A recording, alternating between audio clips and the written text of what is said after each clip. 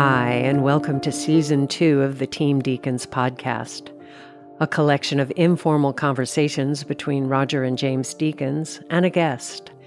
We never know where the conversation will take us, so listen in and see where it goes. This episode is sponsored by Profoto. Profoto, the light-shaping company, renowned for its high-end lighting equipment used by the world's best photographers and brands, has now expanded into the world of cinematography with uncompromising speed of use and limitless creativity. The L1600D is a high-output with no ballast LED light. Its dual mount makes it compatible with 50-plus Profoto modifiers and hundreds of Bowen's mount modifiers, making it a breakthrough product for cinematographers and gaffers seeking speed and efficiency on set with the highest degree of creative light-shaping possibilities. This episode is sponsored by Aperture and its new Storm XT52, the industry's most powerful LED point source light. Brighter than a 6K HMI and powered by Aperture's revolutionary Blair light engine, the Storm XT52 is both a tunable white light and also the brightest ever adjustable color LED. Storm XT52, unrivaled output, only from Aperture.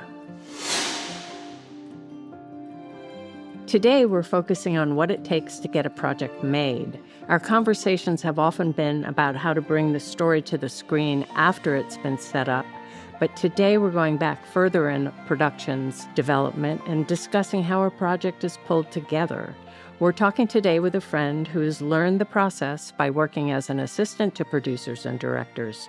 She's well-versed in the nuts and bolts behind pulling a film together and has many projects in different stages of development herself. She's worked on such films as Midnight Sky, Rogue One, A Star Wars Story, and 1917. We're pleased to welcome Paula McGann. Thank you so much for having me. I'm so thrilled to be here. I feel very honored. So thank you guys for inviting me on as a guest. I love your podcast. So Oh, thanks. Well, we'd like to start with our normal question, which is, how did you get to where you are today? Is this something, did you always know you wanted to be in film, or did you want to be a dentist first and then find film? I mean, what's your story? I always wanted to be in film. It's been a dream of mine since I can remember, probably seeing the first film on television when I was really tiny. And I just remember walking into the living room, and the first face I remember in film is Humphrey Bogart, because my dad was a huge lover of John Huston films and I suppose spaghetti westerns. I also grew up with them. Sergio Leone was a huge part of my childhood. So I always knew, but I just didn't know how to get there really, because it was such a foreign world. Just growing up in Tipperary I suppose in the middle of nowhere in the country, Hollywood just seemed just another planet really, because everybody around me were doctors and nurses and teachers and dentists, everything to keep a community going. There was no creative outlet in my town at the time. I mean, there was little theatre and pantos and things, which I definitely went to and loved. But it really was at home with my dad. My mum loves film, but she's more into poetry and writing, and her favorite film was Bambi. So she just would watch the really soft stuff on television. She's really sweet and that way. But Dad was, The Good, the Bad and the Ugly, and the Ennio Morricone track Ecstasy of Gold is probably the memory that I go back to the most when I think of my childhood, because I've got 5 older siblings and 1 younger sibling, and me and my younger sibling are very close in age, and we were very inspired also by what our brothers and sisters were listening to and what they were watching when they were at home. And it was all those. My dad, I think, had a massive influence on all of us in terms of the old films, the William Wyler and the Billy Wilders, and I'm saying John Huston because John Huston was a really big part of when I was growing up. So yeah, I think it took a long time to get where I am now because of that, because of the smaller routes and just not really knowing where to go. I don't know, film just was never something that was ever talked about, ever. We did have a film, like when we did English in school, like when we were taught English, I watched Cinema Paradiso and Carol Reed's The Third Man, both of which are films that I still go back to today just because of that school experience. But if I ask anybody about film at home, they just kind of laugh and would be like, oh yeah, no one can really, that's not even a thing. Like, you have notions if you want to be in the film industry at home. So it was trying to, so a long time I went to university and I did politics because I think I'm a really good people person. And I thought, oh, okay, maybe I could be a politician, which was insane looking back on it because it was such a, it was, and I didn't last. I loved university, and actually every, free time or free class I had, I would go to the cinema. That's where my solace was, or I'd watch movies with my friends.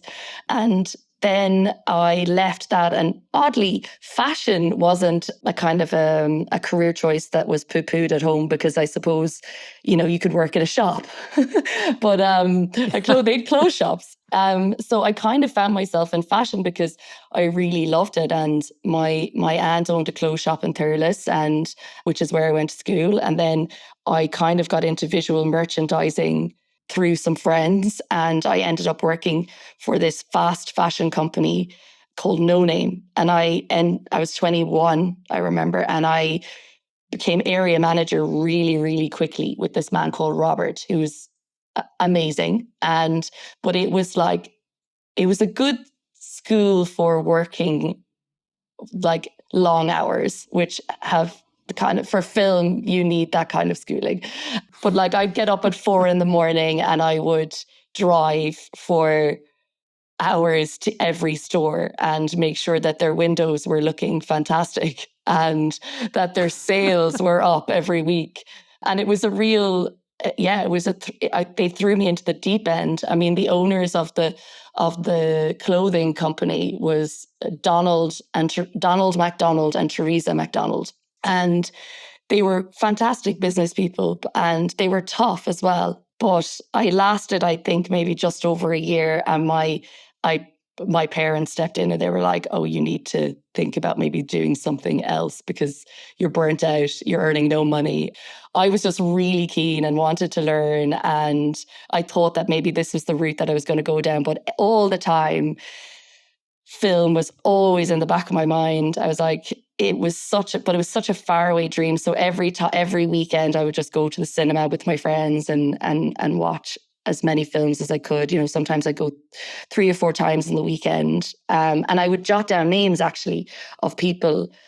So weird because you kind of dream your way, I think, through life sometimes. And I remember taking down a couple of names who, some of these names I would consider mentors, or they have mentored me. And one was Chris Carreras, because when I was just leaving primary school, the Harry Potters were coming out, and I was a big fan of the Harry Potter books.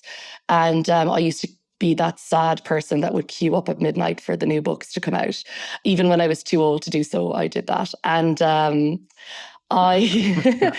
I just remember watching the film, and for some reason his name would just, I think maybe because he's like Chris Carreras, it was kind of like it rolled off the tongue a little bit. I think I was like, I would just jot down his name. And so he was one of the first people I worked with in film on Jason Bourne. He was like my 3rd film.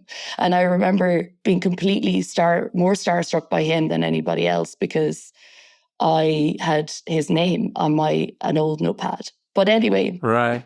But anyway. How did you get that job? Because you were growing up in Ireland, and what was that job in London? Yeah, sorry. I was giving you a very long-winded version of my life story, which is very boring. Yeah, so I continued to work in fashion, and I moved into high-end fashion. And then I remember turning 26 and writing down the pros and cons of my job. And the cons outweighed the pros. And 2 months later, I was in London, and my 2 sisters lived in London at the time, Jerry and Carol. And Jerry had a CEO of a company called Ramsey Curry, and Ramsey had a little production company called MCBX.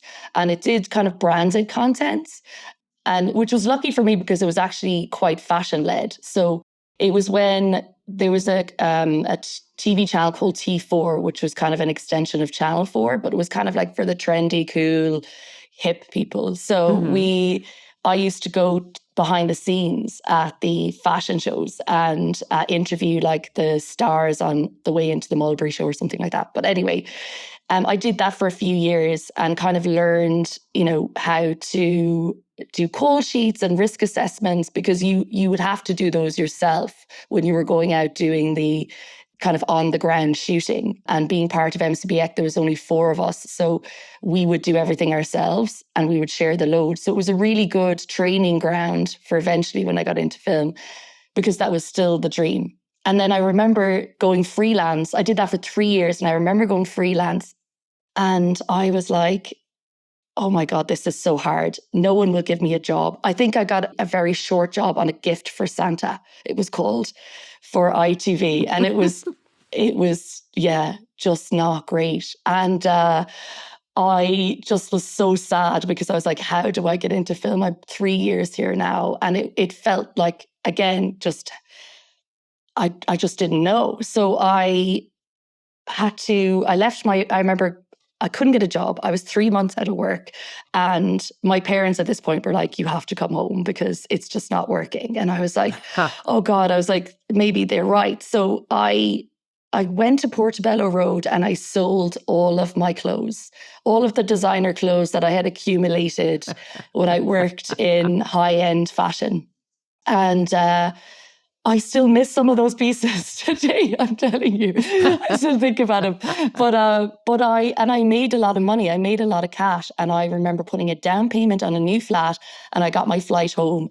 And I remember crying to my mum and dad saying, I think I failed. I don't know if I can go back. It's too hard. Wait.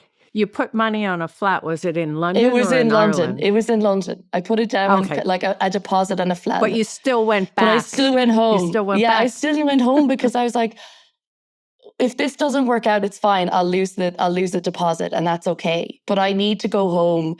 London's the type of place, as you well know, doesn't give you a hug at night. So at that point, I was like, I really needed to just talk to my parents and, kind of semi-listen to them. Even though they were like, you need to come home. This is wrong. And you're wrong. Like, please come back and think about another career. So that was fine. And then all of a sudden, out of the blue, on this Facebook group, which I don't think exists anymore because I'm not on Facebook and I haven't checked. It's called People in TV Who Know People in TV. And there was a girl called Deirdre Dowling, and she was working on a small little film in Highgate, directed by Terry Jones and starring Simon Pegg. And we had a mutual friend in common. And the mutual friend was this lady called Keely Van Dyke, who was a very good friend of an old boss of mine and who I'd worked with. And I called her up and I said, Keely, do you think you could just put a good word in for me here? Because I just want this job and it's potentially my way into film. And she was like, of course. So she called Deirdre straight away. Wow. Deirdre got back to me within, I think, an hour. And oh, wow. Then a couple of hours later, I got on the phone with an absolutely wonderful woman called Margarita Doyle, who's a line producer. And she was Terry Jones, and she had come from the Monty Python world. And I interviewed with her, and she gave me the job, and it was director and producer assistant, which was just a dream come true for me. So I got on a plane on the Monday morning and I went straight to their office, and it was Bill and Ben Productions. So I started in Bill and Ben's in town, and then we moved to the school in Highgate, which was really close to where Terry lived. And of course, I was as a assistant runner at that time, which, by the way, was the best job I think I ever had. because it was just so much fun and there was no responsibility and everybody was just glorious. And well, we would call a PA in the States. Yes, PA. And I prefer that term, actually. And I remember I was like driving Miss Daisy because I really wanted this job, but I didn't have a car. And I remember my production coordinator, Hussein, what a legend. He gave me his car. He was like, you can use my car and be insured on it. I don't think this would happen today, actually. In London. Wow. So I used to collect, and sorry Hussein for saying this, but the car was a banger. It was like a green 3-seater car. But Terry loved it and he came everywhere with me. And I remember going to his house in the morning and he had no TV in his house. It was all books and he loved music and he would take me upstairs to his office. I would sit there. Sometimes I would take notes and then other times I would just be on my phone and he would be like, please don't be on your phone around me, like pick up a book. So I remember picking up Gulliver's. Yeah. So I remember picking up Gulliver's Travels. Wow. So every morning we had the same routine. I'd have breakfast with him. We'd go upstairs. He'd do his script revisions. And I would read Gulliver's Travels in the corner and try and ask him as many questions as I could. But, you know, he was in director mode. So sometimes he would be in the mood for a chat and sometimes not. But we'd the best time. And I learned so much on that job about different departments. And because I didn't know. I hadn't a clue. I really, really didn't know anything. You know, I'd had the experience, obviously, being on little mini shoots around London doing fashion VTs, but I didn't know how a film worked. So that was a real baptism of fire. And looking back, I remember being completely uninhibited with I was kind of brazen. I was a bit rogue. I was not afraid to go up. I didn't really know the etiquette of I would just kind of charge through the door and be like, hello, like, what do you need? And everyone's like, now's not the time. You need to learn to read the room. So I just, So I remember learning quite quickly on that job, the do's and the don'ts. And and then from there, there was a second AD called Mark Layton. And Mark was like, what are you doing next? And I was like, I haven't a clue. I was like, I don't know. Give me anything. I'll do anything. And he was like, okay, well, they are looking for somebody for Star Wars on the AD, in the AD department. And I was thinking, I don't think I'm going to make a very good AD, but I'll give a go at it. I'll have a go at it anyway. And I remember so I was like, I'll put my CV together. There was no way they were going to hire me off my CV. But I was like, I'm going to stand out. So I put a Darth Vader watermark on the CV. And I remember giving it to Mark because I was a massive star. Again, going back to my childhood with my brothers in particular. I mean, they are such nerds when it comes to Star Trek and Star Wars. I mean, I just remember the stacks of VHSs that my brother had for Star Trek, and he was just obsessed with Star Wars. So I grew up with those films, and I loved them too. And I put a Darth Vader on there, and I remember Mark's face. He was like, he just couldn't stop laughing. And he was like, Paula, I'm just going to send this because I think it will get to, it was Tommy Gormley at the time was the first, I remember. And and now obviously we all know who Tommy is because he's sensational first AD. But at the time I didn't know who that was. And I didn't get any job in the AD department, but bless Mark, he put my name around to everybody. So did all the other coordinators and people on that job. And I ended up being the Greens coordinator on episode 7 and being part of the art department. Yeah. So I got my foot in the door that way. And that was, again, an amazing experience because I got to learn all about the art department and greens and sets and like how the departments run their budgets and the buying. And I was in my element. I mean, I would go on a Wednesday morning and I would go on a big Luton pickup truck or the pickup truck, or I'd drive the Luton into this place in Victoria. Do you know what? I can't remember the name of it now. but and pick up all the plants and the trees, everything that they needed for the art department, and then go on set. And sometimes they'd allow me go and do some painting on the set. So it was a really cool experience. And yeah, and then from there, I did location coordinating for a little bit on Pride and Prejudice and Zombies, which again, locations department is like production department, just a very hard working like backbone of production department. And I learned so much from that too. And then I got a call from Mark Leighton again, and he brought me on to Snow White and the Huntsman. And then I went out with Simon Crane, who is an action unit director.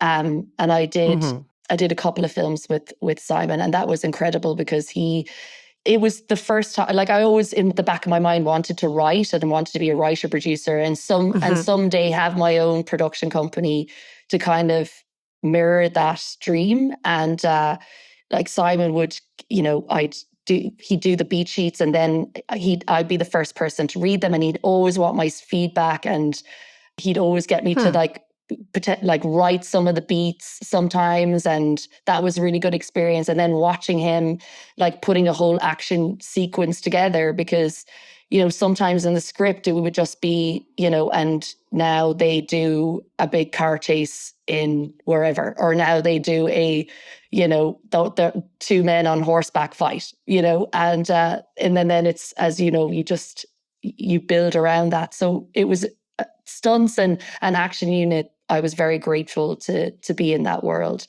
And Simon was very, very generous. And through him, I made even more contacts in the film world. And, it's how essentially I met Paul Greengrass and Gregory Goodman when I was on Jason Bourne. And I remember being on Robin Hood at the time, and that the film in Budapest, the 2017 one that's with Jamie Foxx, not the greatest of films, but it was brilliant experience. We were in Budapest for 5 months, and it was tough because we had about, I think, 6 weeks of nights, and that's never fun.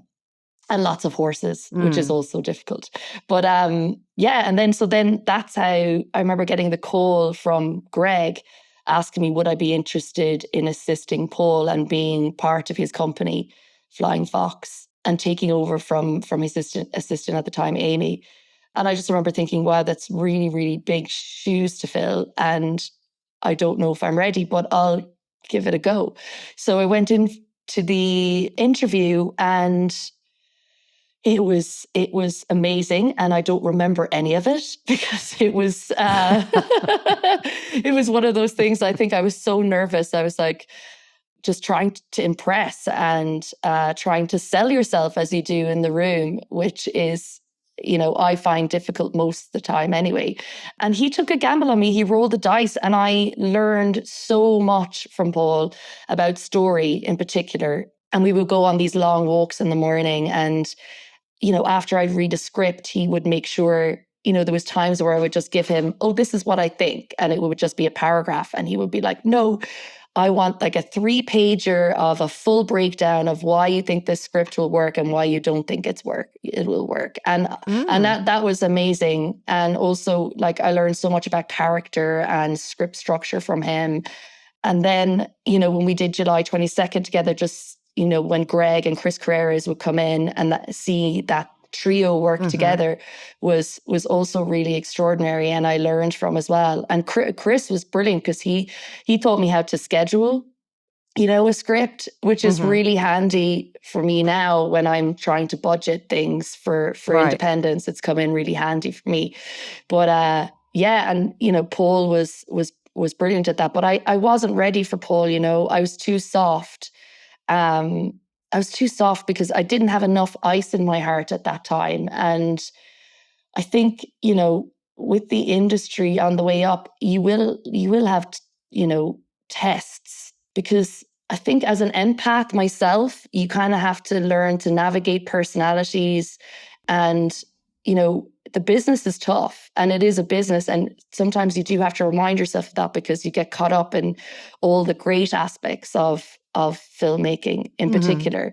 But I learned so much from Paul, but I got inside my own head on that job. And I definitely, I think I self-sabotaged, and I left because I couldn't handle the pressure. I think I went and I did the film, and I shot with them in Norway, and it was the most unbelievable experience. And it was also like, because Greg, the producer, comes from independence, and it was amazing to watch someone who'd come from independence who could navigate the big ones, but also the smaller ones too. And I remember on that job, everybody really had to muck in, because you know, the Norwegians, who are amazing and they're incredible, and they have a different way of working to us in particular. So you have to kind of try and, I suppose, take on board the way that they worked, and trying to, I suppose, kind of adapt really to their way of working. And sometimes, you know, I remember one day I had to be the transport captain because the transport captain had got home. And because it was their hours, they just didn't do the same hours. And then there was other times you would have to help the other departments, because you're on a much smaller film. And that makes sense to me now more than ever, when you're trying to do when you eventually go into short films, and then you go into independence. Everybody really does have to kind of help each other out and be a team, a whole entity, I think. But then, yeah, I went from Paul then back to, I started assisting Lisa Bruce and Anthony McCartan on Theory of Everything, creative producer and a writer. Absolutely fantastic experience. Again, learned so much about story and creative producing too, from Lisa's standpoint. And Lisa was the first person that I'd seen who was a hybrid. So someone who was a creative and also who could navigate the logistics. And that was really interesting to me, because again, in the independent world, I feel like that's what you have to do, is that you have to know both. And listen, I'm not great at the logistical side of things. I really have to work hard. It's funny, I enjoy doing it, but it doesn't come naturally to me. So I have to work that little bit extra harder to do the spreadsheets. I mean, this sounds mad, but I am in total awe of anyone who can do an incredible spreadsheet. Like, I just think they're magic. I think they're really magic. But yeah, and then I went from there to Dark Crystal, and I went back to coordinating. I went back to post coordinating, because I wanted to leave the assisting world for a while and maybe do something a little bit different. I didn't know anything about post, and I was like, oh, I'm desperate to do something in post, like, and maybe learn that world a little bit more. And I did, and I did Dark Crystal for Netflix, and that was brilliant. And I met a girl there called Madeline Chennai, who I work with really closely now, who's a writer director, and we did a play together called Boomerang. Or we started doing a play together called Boomerang. So we did a little tour around London to the smaller pubs. And that was interesting. And I've loved theatre since I was young. I remember going to see the Blood Brothers with the Girl Scouts, actually, when I was in primary school, which was quite an intense play to see when you're 8 years old. But yeah, I fell in love with theatre from a young age, and it's always something that interested me. And then we did that little play, and then it brought me to 1917, which was, so we did our I was still producing the play when I was doing 1917. So yeah, learned loads from post, obviously, and watching editors and realizing, and something else when I learned from Paul as well, just going back to Paul, was being in the room with the editors and seeing what they do as well, which is, you know, they have a very important job, but they're very much visionaries as well, just as much as the directors. And so I think going into post and then seeing, you know, it's a big TV show, 10-parter, 1 hour, and seeing all the editors in there working together, working on different episodes. It was incredible, and I learned so much from that. And also like a post schedule, and how it's a totally different world to prep and to shoot. It's almost like three different, they are three different entities. And it's like you're starting a movie all over again in some ways when you go into post. And then, went on to 1917, which I got offered to be Callum's assistant while I was still on Dark Crystal. And I was like, no, I'm not going back to assisting. I was like, I don't think I want to do it. And everyone was like, you're mad, because it's Callum McDougall and he's one of the best in the industry. And if you're going to learn from anyone, you'll learn from him. And that was such a true story. It was incredible. It was honestly one of the best experiences in film I've had, because it was such a well-oiled ship. And Callum had me in every single meeting. Like, he trusted me. I got to be in the casting side with the casting director and doing all the contracts. I got to be in all the budget meetings. He had me there and when I wasn't there, I was listening at the door. I was like up against the door, taking notes and trying to anticipate what Callum needed. And he really tried to push me to be the best that I could possibly be. And definitely on that job, I've had so many amazing people throughout like this trajectory, not just Callum, but and not just Paul and Greg, but, Simone Goodridge and Lisa Bruce, who's a producing partner of mine now, who I worked for and now worked with, who really believed in me. And I'm so grateful to them, but I'm also like, I consider myself really, really lucky to have those mentors now, because I think in order to survive in this industry, you need those people. You need that people that you can call up if you're in a crisis, who know more than you. And I always try and surround myself with people who know more than I do, because you're learning constantly in this business, and it's so unbridled in some ways. And yeah, I think that had you designed some sort of education to get to where you are now, you couldn't have done a better one, because you've learned so much of every aspect, which must definitely come in handy when you're trying to pull a project together, because you know what the greens department's going to need and what all of this. Yeah, and locations, because I worked with Emma Pill last year after the strikes as well, and that was a big location job, and I learned so much on Emma is just, the greatest ever. So you're so right. And when you're pulling a project together, like the projects that I've got on my slate, I finally rolled the dice on myself and set up my own production company last year, which has been so scary. And it can be lonely too, but you're right. Like, I couldn't have come up a better way, because having to get to know each department and coordinate it, big departments that really bring your movie together, has come in. So it's invaluable, really. And when I'm sitting down with the script, the first thing I do, I do it I'm trying to get out of the old fashioned way, but when I've got my script and I'm doing a budget and schedule, I take out my ruler, I take out my color pens, and you can do all this online now on the iPad, which I'm trying to move into a little bit, but save a tree. But I do love to, I'll read it 5 or 6 times, and then I'll go back and then I'll do a breakdown of every single department. And the greatest thing about being on those other shows is that I've got stuff to pull from.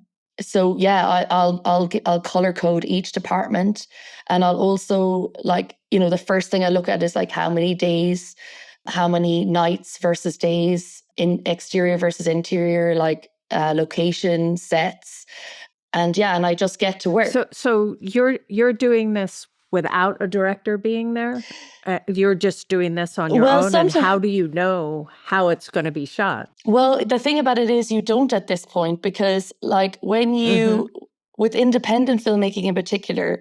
So you get your script, and sometimes it's a writer director and they can tell you that, you know, but at the end of the day, you don't have the HODs on at this point, because you need to, you're thinking about getting your funding at this point. You're like, how am I going to get this made? So, and in order to get your funding, you have to have a finance plan. And in order to have your finance plan, you need to know what your budget is. And so you can gather information from your director about, you know, what way they want it to look and shoot, etc., and who, you know, their dream cinematographer is, Roger Deakins, and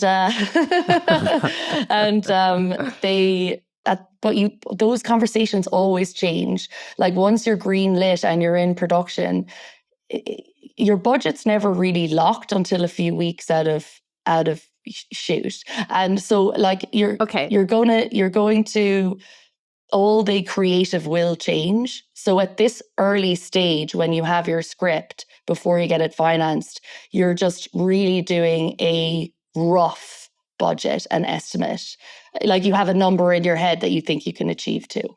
Well, but since things can be shot so many different ways, are you trying to go to the very, very bottom number, which might kind of get you stuck if you're so low, but it could have been a better movie if you had more? Or are you trying to go for middle? I mean, how do you decide how to budget? Oh yeah, well it's script dependent for me. So like when I get my script, I'm always thinking, can I do this? Because for me, I will do like the 3 to 5 millions or the 1 to 5 millions.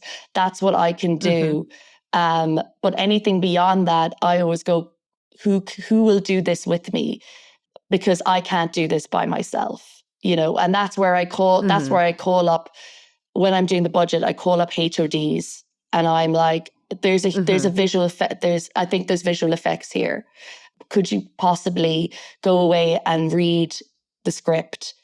And can you give me some advice on what a ballpark figure could be? And a lot of them will do, like, I'm lucky a lot of them will do that. If you have, you know, people and mentors that you can go to, or people in departments that you know, I always call up the HODs or someone in the department who can give me that breakdown or information. Some things I can do by myself just through experience, but other things, like especially visual effects and locations or production design with sets, I'll always call in those favors. So because it's at such a beginning stage, movies can go so many different ways, but you've got, in order to get the funding, you've got to come up with something. How much do you get stuck with what you did? In other words, if you go out with it and you get the funding, but then the director comes in and wants to do it, or the actor or whatever wants to do it in a completely different way, are you stuck because you did the budget one way? Because you know there's so many different ways you can do a film. 100%. You absolutely, you know, you always have to put some extra money in, like a contingency because of these things. And it's happened to me before. I mean, I've made mistakes. Oh my God, have I made mistakes? And you're like, oh, the stress is like, you know, but yeah, I always try and put some extra, like a 15%, 10-15% contingency in there, because yeah, it will. I always think it will change, or you're right, the director might want something. But hopefully you're hoping, because the budget's always in flux and always changing, that you will have a locked script at least. It's not, I mean, yeah, exactly. That's the hope. That's the dream. That's the dream. Right. I mean, that's the dream. But you have to be a little bit more brutal in because you just have to say, and you know what? People are quite understanding, as long as you're transparent and you go, guys, we can't do this. Like, just find another way, please. And sometimes that's where the magic happens in film, is when you do give them parameters and you know, constraints to work in, and they have to find another way to do it. But 9 times out of 10 they go, okay, we'll find another way, or we'll rewrite it, or we'll do whatever. But I've definitely gotten myself into for trouble because a director wanted a crane, and I couldn't afford a crane, but I managed to get a crane. You have to deal with the consequences afterwards. But yeah. But so you go out with this budget because you're trying to raise the money. Do you also try and reach out to actors Yes. or anybody else at the same time? Yeah, that all, because that strengthens you, right? If you've got someone attached. 100%, absolutely. And that's kind of crucial in the independent space in particular, because it is so hard, because the films are, they're a little bit more, I suppose, left of field or a bit more obscure. And so you will do that simultaneously. You will do your budget, your schedule, your proposal, which is your finance plan, as well as packaging, which would be, so if I have the script and I'm in a happy place with the script, I always encourage to have like a pitch document as well, which is like your visual reference for your film. So, sometimes you can tell the story of the script through visuals. And a lot of people like that with maybe like a synopsis. I always try and put, if I have both together, the script, the kind of pitch, if you want to call it a pitch, Bible document, with your proposal and finance plan. And then if you can get an actor attached, or if the script is good enough and you just have the writers, for example, if you just have you love your producer, you have your script and you love it, and you send it to a reputable director, or a director who will attract cast, that's fantastic. And then that you're going to get the cast. But if you've a writer director who's emerging, who's maybe had maybe 4 or 5 shorts under their belt, and they're a bigger gamble, you then try and package it with actors. And then that's when you'll take it to the marketplace, the festivals, and a sales agent is really important at this point, or getting a distributor. And I would recommend that this early on, because it's another way to raise money and raise finance is through distribution. So you budgeted it a certain way, and then you're also trying to attract actors, and for some reason, let's say Adrian Brody is interested, which is a big coup, but he's also a big payday. So now what do you do? I mean, do you have to say to him, yeah, you can do it if you work for scale, or do you try and fit it into the schedule, or is it something separate than the schedule? It's not schedule, the budget. Budget. Well, this is where the agent comes in, and as we they're tough nuts most of the time. Actors will do it to floor to ceiling if it's like, if you give them a number that's within your budget, and if they love the script enough, you might get lucky. If it's I think it's really, that's a hard question, because it's like, if the actor is passionate enough about the script, they will take it for, after the negotiation with the agents about the maximum you can offer on that budget. A lot of the times they can say yes, but you do try and raise more capital with a name potentially like Adrian Brody, of course. And it's that's when you out in the marketplace is where you will get that, when you go to the AFM or the EFM, which is the American film market, or the European film market. And that's where if you've got a good sales agent on board, that's where, they're invaluable too, because they'll be out there selling that for you. If it's a case of like, the agent is like, he won't do it for anything less than this, and you're out in the marketplace for a year or two trying to get that money and it's not working, maybe then you have to potentially let that person go, because you just can't make it work. And it's interesting as well, you could have a person in mind that you love and the director loves, that you think would be perfect for the script, and you think is somebody that could get it over the line, or get it into a theatrical release. But the sales agents and distributors might know the market and they go, no, that person would never. They'll get you maximum 3 million, but you'll never get the 10 to 15 million that you're looking for with a name like that. So packaging, and it's becoming more and more that too. But like with independence, it's good to have an equity investor, a private equity investor for financing as well. If you can find that a high net worth individual, is it's easy. It's a good route to go. And then does that give you more freedom if you have someone like that? It does. It gives. Yeah, if you're like, I've got an investor already who's interested in the project. Of course, that helps. Yeah, absolutely. Yeah, for sure. But it's not always guaranteed to get a script over the line. Like some directors might have 1 or 2 projects under the belt, and maybe had a release during COVID and it didn't do so well, but the film's really really good, and you have this this script with great actors. It doesn't necessarily mean you'll get your project, or it's a slow process. It can be a slow process. So nothing's guaranteed, which is why it's it's the wild west, really. Independent film. And it must also be difficult if you've gotten a couple of actors interested, but they're still slogging through and trying to get it, and it's taking time. Don't actors then take other jobs, and then suddenly you get the money, but the guy says, sorry, can't do it, but you got the money based that guy was going to do it. So what do you do? That's exactly right. That's, and then you just have to wait and hope that that the money will still be there and everybody will still be interested and they're not exhausted by the project. Yeah. So it is, there's so much to think about and put together, which is why, independent filmmaking it's hard. It's really, really hard.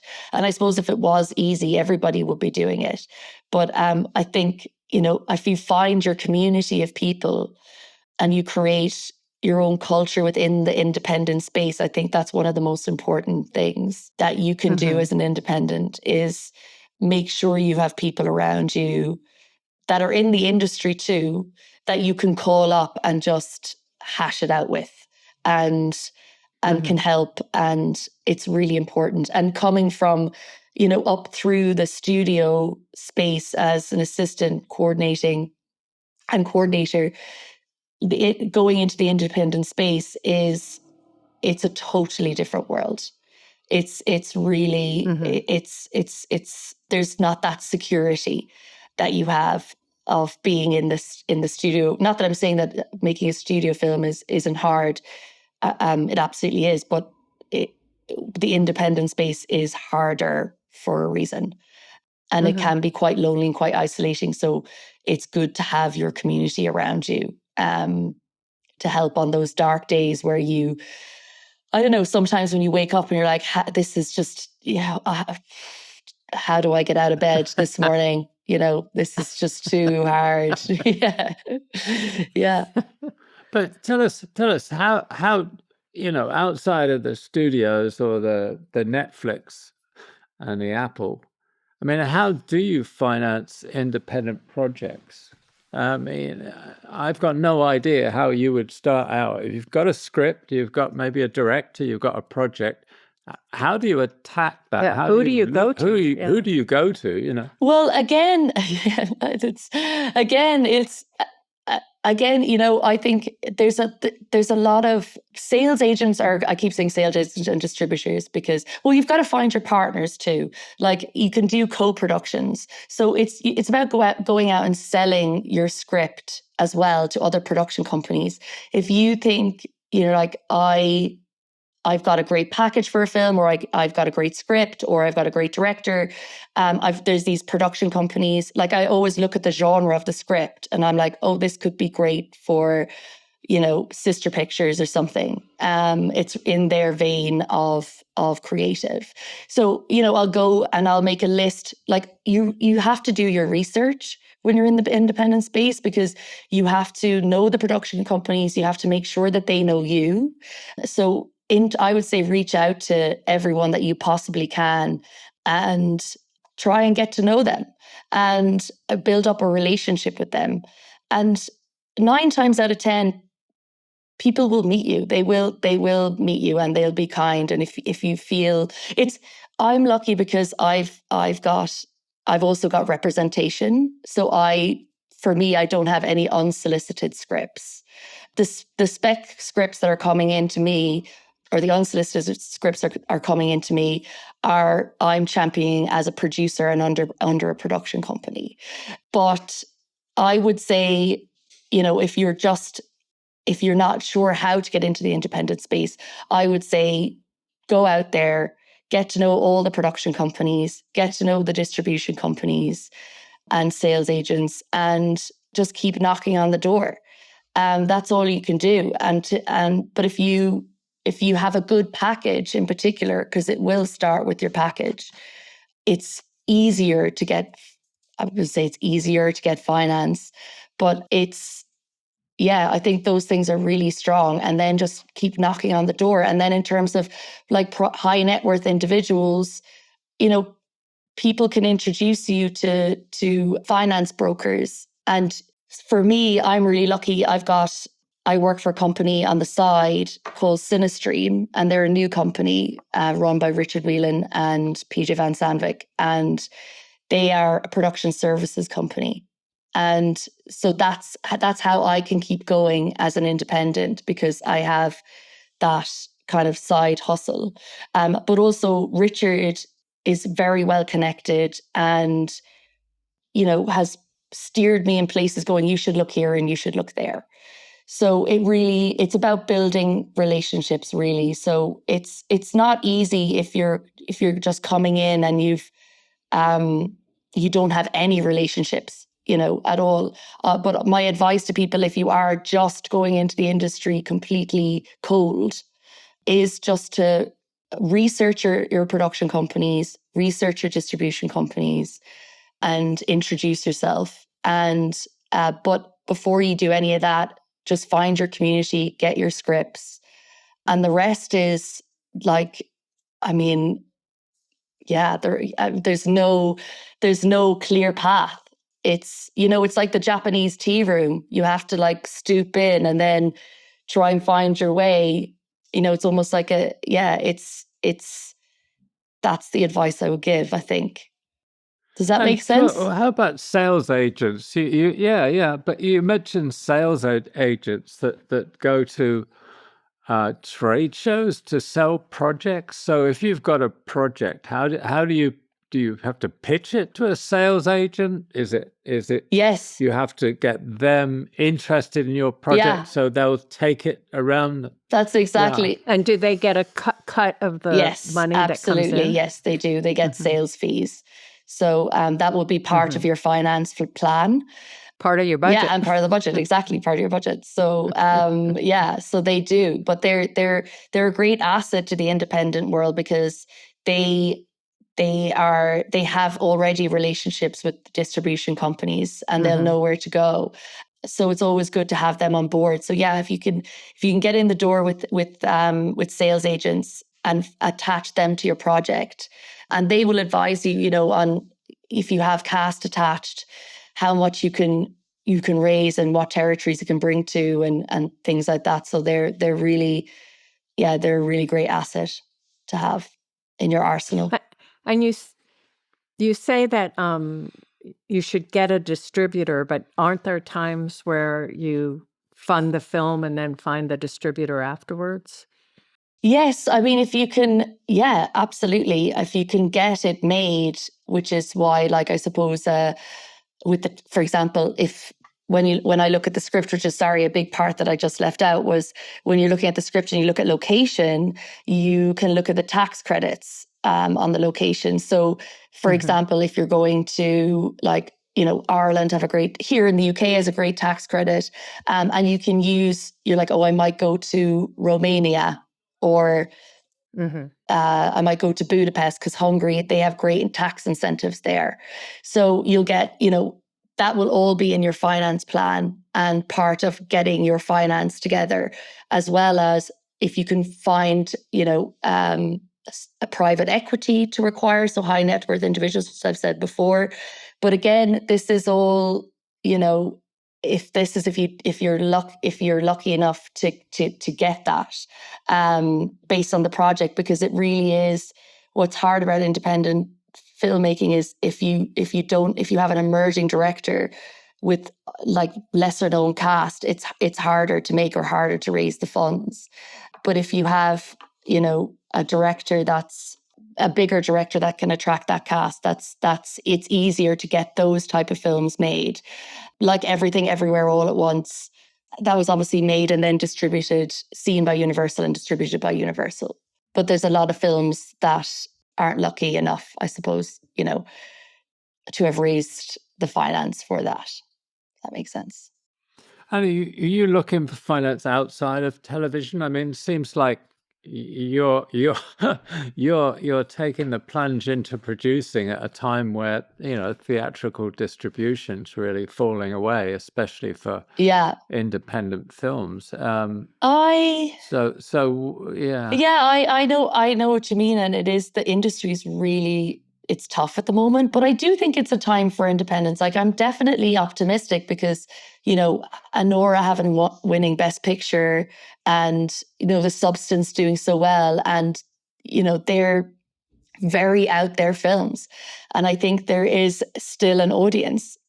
Like, I really do. I think that, if we can get the bums on seats and tell the wacky stories, which certainly I love to tell and want to tell. And I think that if you have something different, and we are definitely in a time where social media and TikTok is huge, and to promote your film or to get interest in your film. And, I heard a thing where, actresses and actors, they're looking at the amount of followers they have, which is a bit depressing.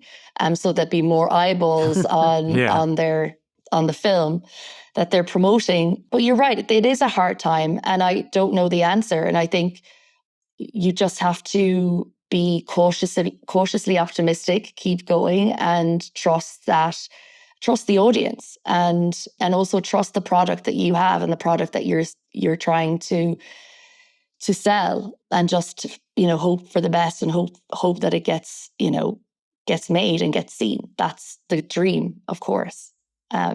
But it's the road is hard and it's long. Yeah. And I think you have to have a lot of tenacity too, Yes. to keep going into those rooms where I'm sure that it's tough. Yeah, definitely. I mean, I call it the full metal jacket, because you have to you have to allow things to bounce off you, because you will come up against, of course, tough characters, tough business characters, who will, test you as a person. But you just have to go in there knowing and believing in yourself and in what you're trying to get made. And also, believing in the writer, whether that be myself or, the director that you've attached or the producers that you're producing with. It is about having the people around you as well that will keep you anchored, because you can lose your mind sometimes. Yeah, in many ways. But also, what happens when you're going around and looking for financing and someone says, yeah, I'll finance this, but I don't think it should be, I don't think there's enough car crashes in it. So we should put some more car crashes in it. We should, and all those kind of things that are exactly opposite of what you think the film should be. What do you do? Well, I think, you have to appease to a certain extent, but you could also, I think, really fight your corner. And if you think it's going to make the film worse, then it might not be worth it. But also, you can you can say, we can write something in, because a lot of the times it's like they might just make the suggestion, but they don't even know what that suggestion is themselves. Do you know what I mean? So you go, yeah, okay, we can write a little something in there that will, kind of pander to what they would want. But just as long as it's within the constraints of, the story, I think that comes down to clever writing and, clever I suppose, producing in some ways, and the director, like, again, all you guys being a unit and saying, yeah, we can make that work, but making it work also for yourselves, if that makes sense. Mm-hmm. Yeah. Yeah. Yeah. But yeah, if it's it must be also. Oh, sorry. Go ahead. No, I was going to say, unless it's just something that's completely, you just couldn't do it, even with the money that they were offering, you probably just have to walk away at that point. I think if it's just not worth it, if it would really destroy the script, I think it would be, you kind of go, okay, another day we'll just have to try and find somebody else. But a lot of the times when they do make these suggestions, it's because they want to be part of the process, and they want to have like a part to be a part of the script. So there's definitely ways of appeasing. There's definitely a way of appeasing that without sabotaging the whole project, for sure. Yeah, I think it's also they're sitting in the room and they feel expected to make some sort of comment or make some sort of exactly. They want to have a voice. They want to have a voice, and they want to be part. That's why they're giving you their money, is because they want to make a film. They want to be part of the filming process. So yeah. But isn't that something though that you've got to sort of look out for to see how controlling they want to be? Oh yeah. Because is it really worth it to, even if they give you the money, if they're going to 100% mutilate the movie? Oh yeah, 100%. You have to be really, but I think before you, pardon the expression, get into bed with somebody, even if it is somebody offering you, money and as an investor to invest in your film, you want to make sure that, do your research on them too, that they're legitimate, that, where they're coming from is, not just in terms of legitimacy, but also in terms of like, are they morally on the same page as you? Are they ethically on the same page as you? You have to do your research with your investors before you do that. And also, if they have invested in previous movies, maybe call up the producers on previous movies and ask them what they're like, and are they difficult? Are they easy? What do they want? So I would definitely do the due diligence before you sign baby away, your dream away. Yeah, definitely. I know you probably don't want to talk about the specific thing that I'm going to talk about now, but I just wonder, how do you protect yourself in a business? It's pretty rough. And if you've got a project you really like, I'm thinking of something you were attached to, that gets taken away from you, that you at that time didn't have any. Yes, that's a really good, any contract about. I mean, it's a kind of rough world, isn't it? If you've got a really good project, the danger is somebody's going to take that away from you. That's true in all levels. It's and you're so right. It's like, and actually this is definitely something at the beginning stages of a script, is when you have your script, you look at it and you're like, is this a piece of IP?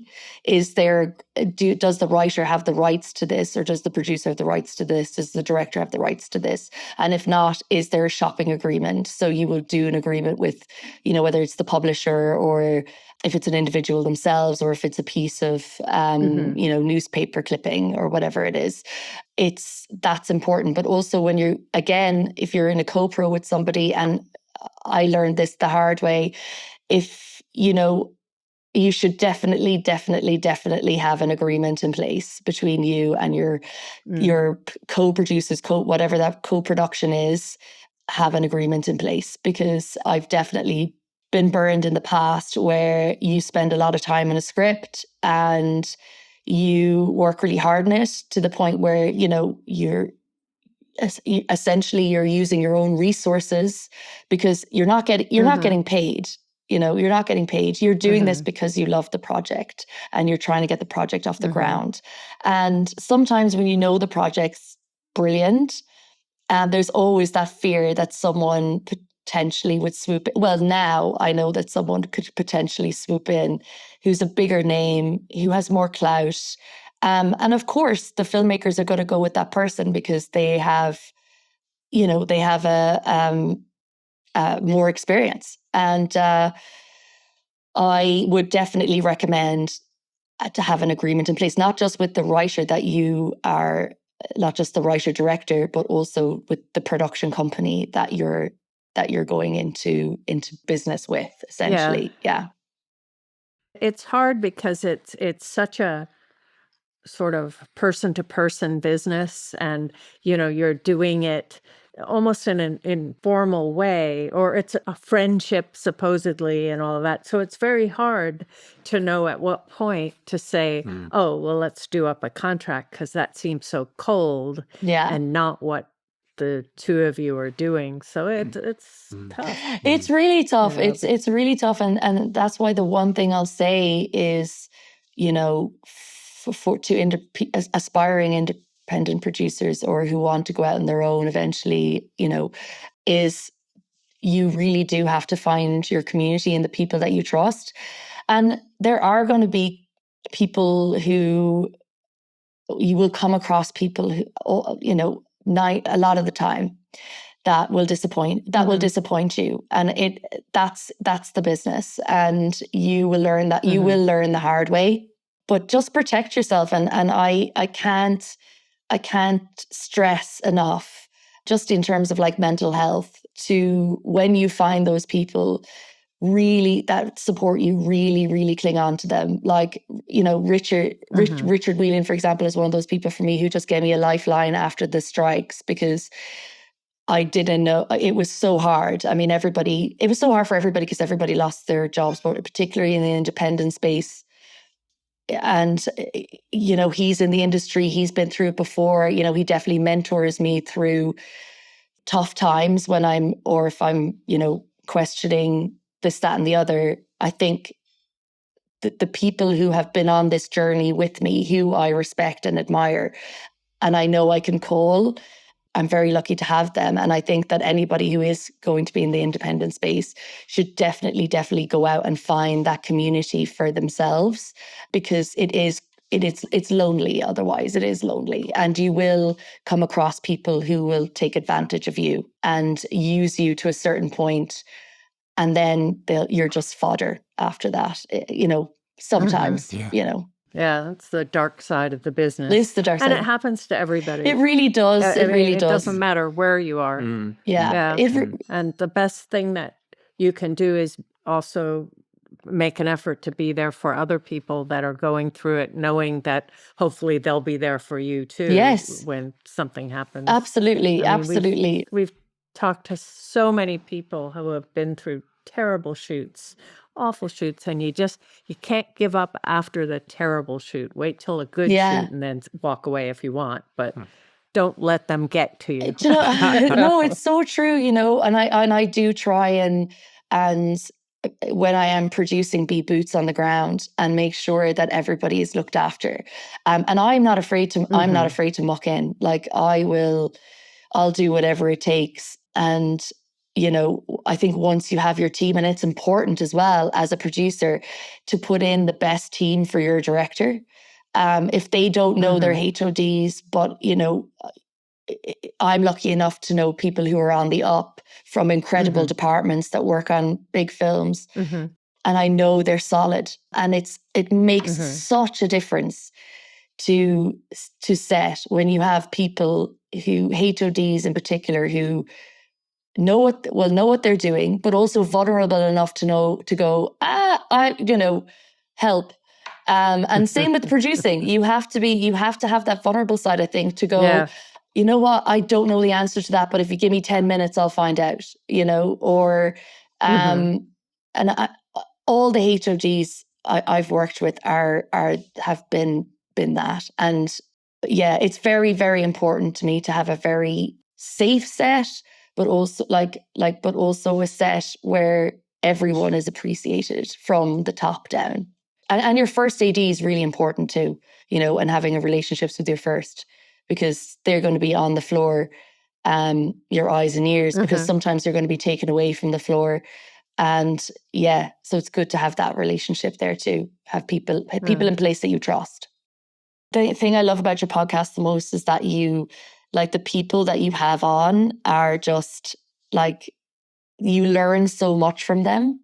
Like they're on set crew, and like, you know, from visual effects to locations to casting, it's an incredible insight into the industry. And every time I listen to it, I learn something new. So thank you guys so much.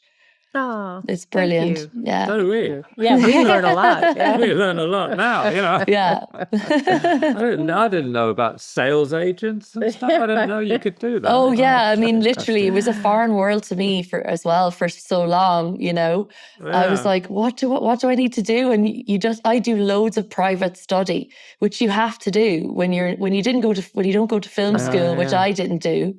And, you know, coming up through a totally different system and then going out into a whole other world and people who think differently to you too, you know, and also looking at bigger budgets and then trying to work within the parameters of tiny budgets.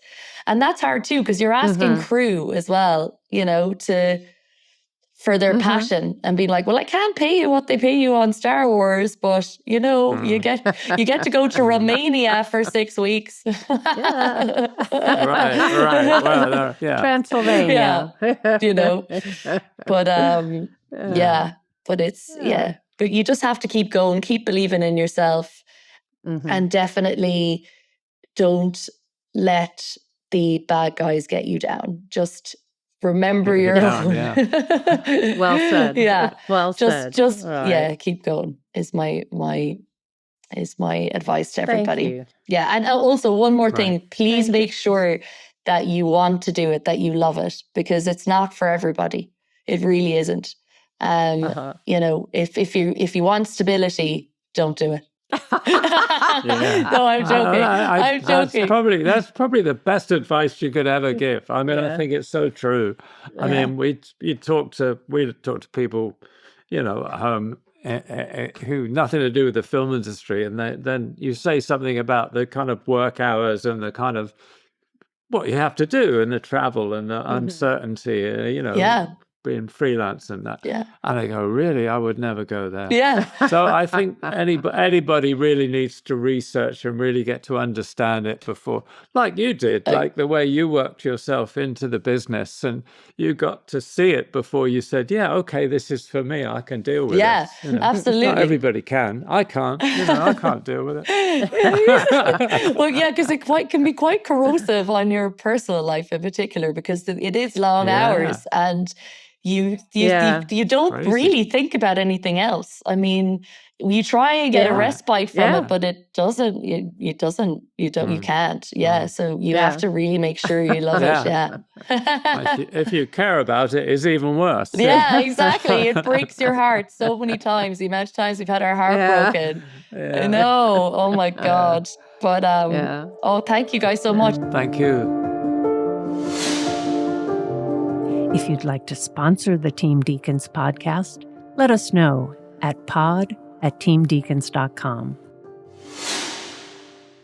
Thanks for listening. If you want more information and further discussion, check out the forums at www.rogerdeakins.com. Becoming a member is free, and you can ask follow-up questions there. And be sure to subscribe to the podcast for more new questions and topics. Also, check us out on Instagram at team.deakins. See you next time.